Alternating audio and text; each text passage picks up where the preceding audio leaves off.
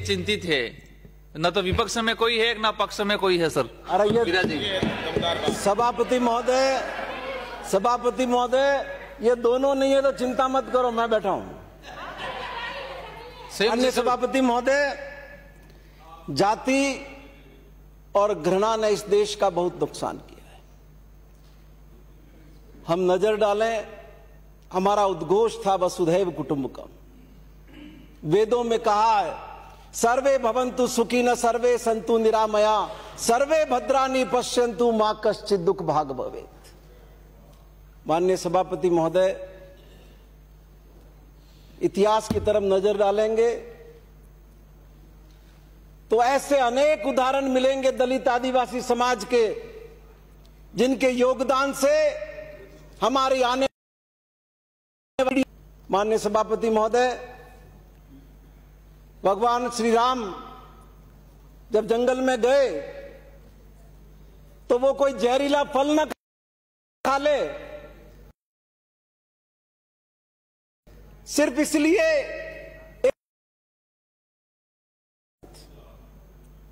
उसके बाद भी अनेक उदाहरण आपके मिलेंगे।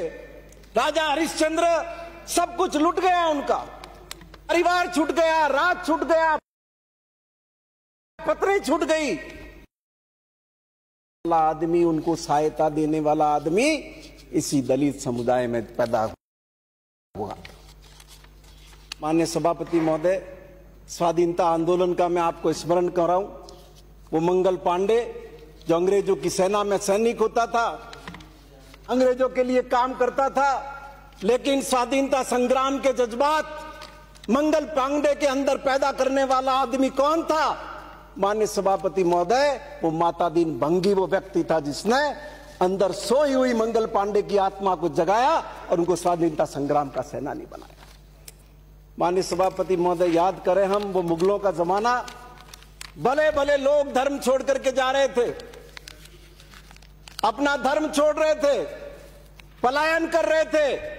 उस मुगलों के उस दौर में भी वो कौन लोग थे जिन्होंने इस धर्म की, सनातन धर्म की ध्वजा को लेकर खड़ा रह करके इस देश को नई रोशनी देने का काम किया? कबीर, जात पात पूछे न कोई, हरि को भजे सो हरि को होई। रविदास, रैदास, ये सारे वो लोग हैं जिन्होंने उस जमाने के अंदर मुगलों के सामने धर्म प्रचार का काम किया। सती मीरा, जिनके भजनों से ये पूरी राजस्थान की धरती अनुप्राणित है, उनके गुरु कौन थे? इसी दलित समाज में जन्म लेने वाले रैदास सती मीरा के गुरु थे।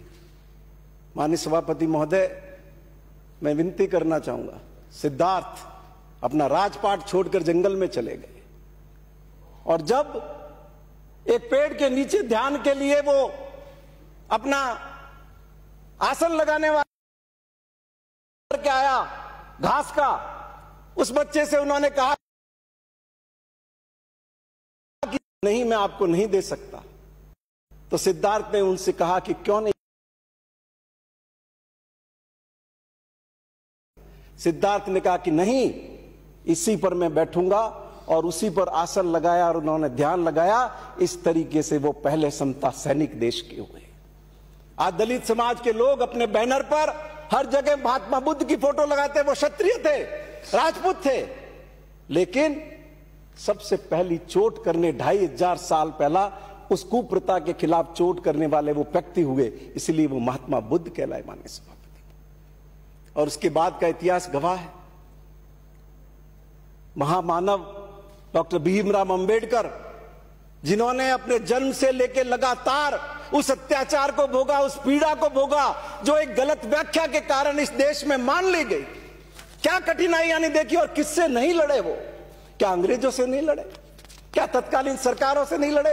क्या कांग्रेस पार्टी से नहीं लड़े? क्या हिंदू महासभा के लोगों से नहीं लड़े? माननीय सभापति महोदय, देश का संविधान हमको दिया, जिसके बूते आज देश के 125 करोड़ लोग अपने अधिकारों का उपयोग कर रहे हैं। लेकिन क्या हुआ उनके साथ?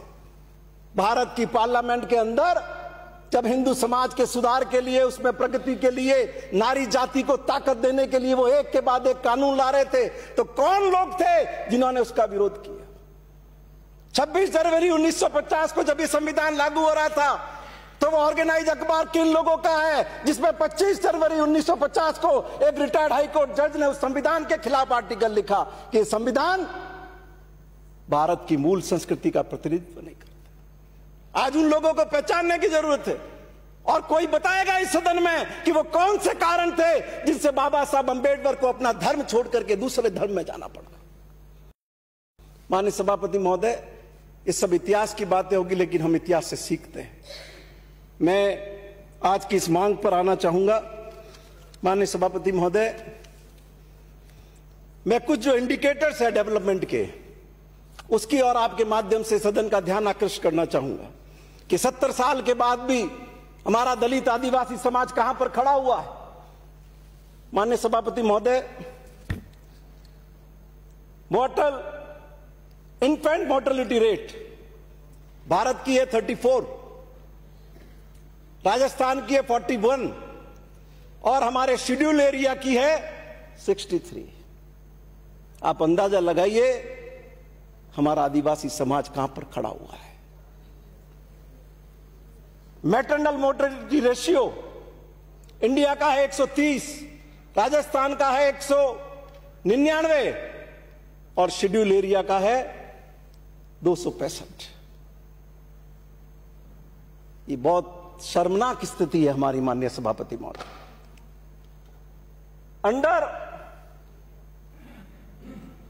अंडर 5 मोर्टेलिटी रेट इंडिया का इंडिकेटर है 50, राजस्थान का है 51 और शेड्यूल एरिया का है 95। क्रूड बर्थ रेट भारत का इंडिकेटर है 20.8, राजस्थान का है 24.3 और शेड्यूल एरिया का है 30.3। माननीय सभापति महोदय, टोटल फर्टिलिटी रेट भारत की है 2.3, राजस्थान की है 2.7 और शेड्यूल एरिया की है 3.9। माननीय सभापति महोदय,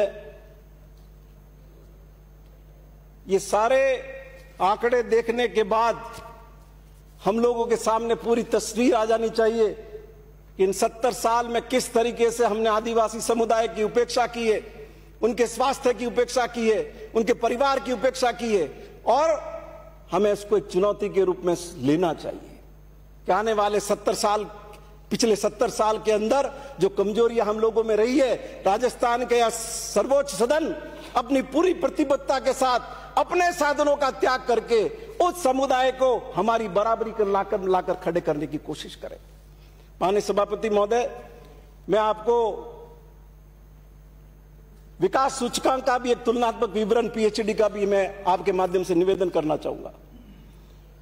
पेयजल गुणवत्ता प्रभावित गांव राजस्थान का फिगर है 16.85 क्वालिटी वाटर और हमारे शेड्यूल एरिया का है 4.81%। हम साफ पानी हमारे आदिवासियों को भाइयों को नहीं पिला पा रहे। माननीय सभापति महोदय, पाइप योजना से लाभान्वित गांव राजस्थान का रेशियो है 8.22% और हमारे शेड्यूल एरिया का है 2.74%। अब बताइए ये सारे विकास के दावे कितने खोखले हैं। हम अपने आदिवासी भाइयों को साफ पाइपलाइन से पानी तक पहुंचाने में भी हम भेदभाव कर रहे हैं, उनकी उपेक्षा कर रहे हैं। उन्हीं के एरिया का पैसा है वो भी उन पर खर्च करने की हमारी मानसिकता नहीं है। माननीय सभापति महोदय, मैं आपके माध्यम से निवेदन करना चाहूंगा, सतही स्रोत आधारित योजनाओं से लाभान्वित मुख्य गांव राजस्थान का फिगर है 21.4% और हमारे शेड्यूल एरिया का फिगर है 5.4%। आप स्वयं माननीय सभापति महोदय मंत्री रहे, आपकी वैसे भी सब जानकारी में आपने प्रयास किए होंगे, लेकिन उन प्रयासों को और अधिक ताकत से आगे बढ़ाने की आवश्यकता है। अब माननीय सभापति महोदय, मैं आपके माध्यम से कृषि सूचकांक का निवेदन करूंगा। प्रमुख कृषि फसलों की उत्पादकता का स्तर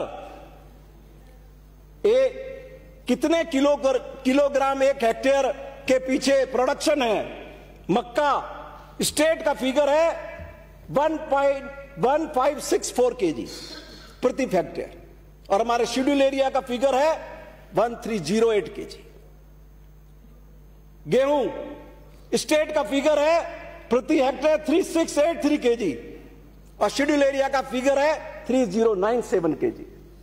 माननीय सभापति महोदय, अरहर में भी प्रति हेक्टेयर राजस्थान 1088 किलो पैदा करता है और ट्राइबल एरिया का फिगर है 940।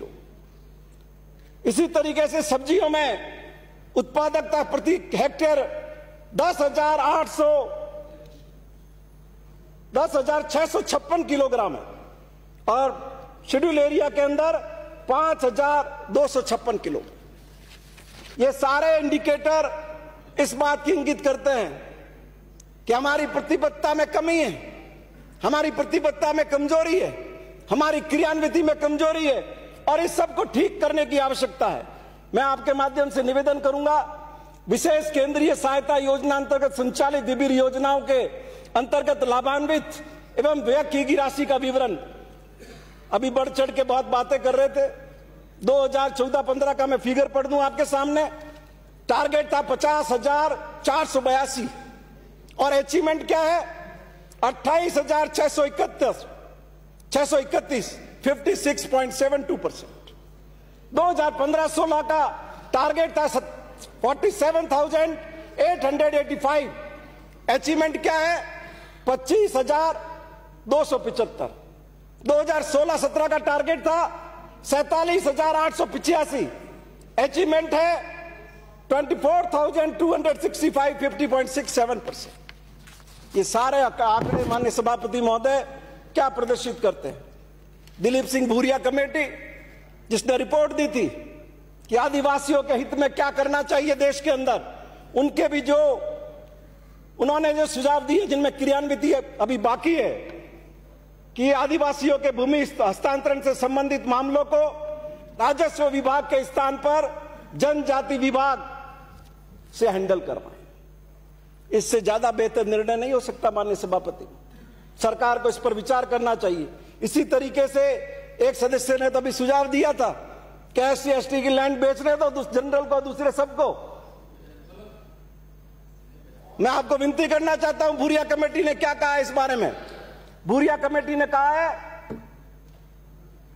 कि राजस्थान राज्य में राजस्थान काश्तकारी अधिनियम के प्रावधान आवासीय व वाणिज्यिक भूमि के हस्तांतरण पर भी लागू किए जाने चाहिए। यह भूरिया कमेटी ने माननीय सभापति महोदय नहीं बोल रहा माननीय सभापति, 70 साल हो गए लोगों को। मेरे 10 मिनट बोलने से कुछ चीजें ध्यान में आएगी सरकार के, आप कृपा करें थोड़ा जल्दी समाप्त करें। अब माननीय सभापति महोदय, स्कूटी योजना मैं आपके माध्यम से निवेदन करूं, राजस्थान सरकार के अलग अलग विभाग स्कूटी बांटते हैं, उनमें भी एकरूपता नहीं है, मानदंड में एकरूपता नहीं है। ट्राइबल लड़की को आप स्कूटी कब देते हैं? जब वो 65% लाए, सही हो। और देवनारायण योजना में आप देते हैं 50% लाने वाली लड़की को। ये आदिवासियों के, मंत्री जी सही कह रहा हूं, ये आदिवासियों के साथ फर्क क्यों? क्या हमें ये ठीक नहीं करना चाहिए? और उसके अलावा आप ट्राइबल को देते हैं, क्राइटेरिया क्या है? इनकम टैक्स पे ही नहीं होना चाहिए। और देवनारायण में क्या है? 2 लाख रुपए। सुनिए बात मेरी, राजस्थान सरकार के लिए सारे बच्चे समान हैं, जिनको वो इसका पात्र समझती है, तो उसमें फर्क नहीं करना चाहिए। जब आप देवनारायण में 2 लाख कर रहे हैं तो उसमें आप इनकम टैक्स पे क्यों? ट्राइबल इनकम टैक्स पे क्यों? क्या उसमें हम परिवर्तन नहीं कर सकते? माननीय सभापति महोदय, मैं आपके माध्यम से सरकार से विनती करूंगा कि हमारा जो खाद्य सुरक्षा कानून है, इनकम टैक्स पे और गवर्नमेंट सर्वेंट 2 को छोड़ करके शेड्यूल कास्ट और शेड्यूल ट्राइब के सारे लोगों को आप फूड सिक्योरिटी में जोड़ दो, सब, तो उनका कल्याण होगा। अब आपने लड़कियों को तो आप कोचिंग दे रहे हो, हॉस्टल आपने लड़कियों के बनाए, उनको ट्रेनिंग देने के लिए IAS वगैरह की, कि वो लड़कों ने क्या गुनाह किया है? खोलो आप उनके लिए भी, उनको भी वो फैसिलिटी प्रोवाइड करो। और माननीय सभापति महोदय, मैं आपके माध्यम से विनती करना चाहूंगा, लड़के जो प्राइवेट मेडिकल कॉलेज में एडमिशन लेते हैं ट्राइबल के, क्या देते हैं उनको मंत्री जी? 10 रुपए, 10,000 रुपए। ये आपका दिया है फिगर। इसमें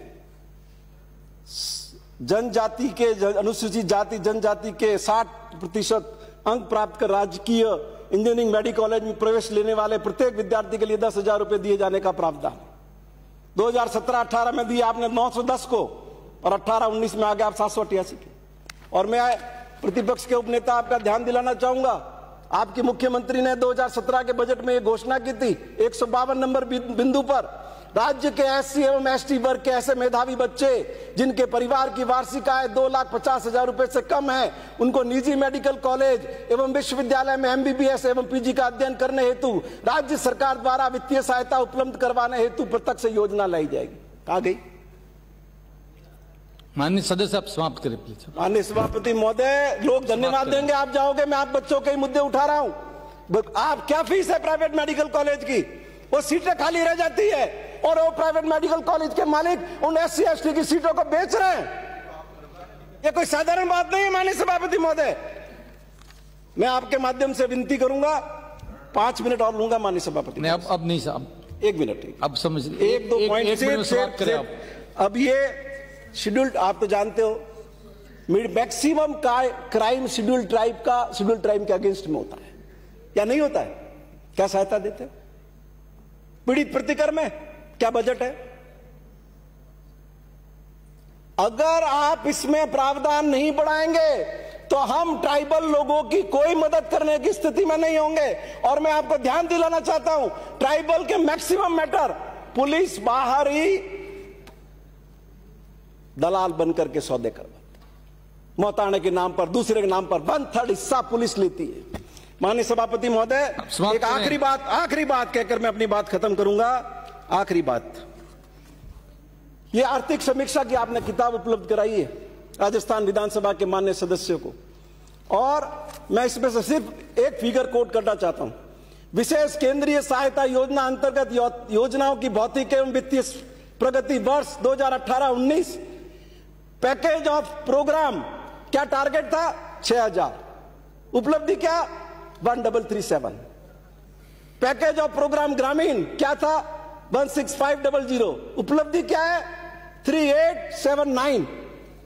ऑटो रिक्शा बांटने थे 250, श्री अमृतलाल जी, 0। श्री अमृतलाल जी, माननीय सभापति महोदय, मैं आपके माध्यम से अब आखिरी बात एक तो कहने दो, अरे वनवासी अधिकार की बात कहने दो, सुप्रीम कोर्ट का डंडा चल रहा है, आप रिव्यू पिटीशन करने जा रहे हो। राजस्थान में हजारों आदिवासियों की सुनवाई नहीं हो रही है। 80 सभापति महोदय, धन्यवाद।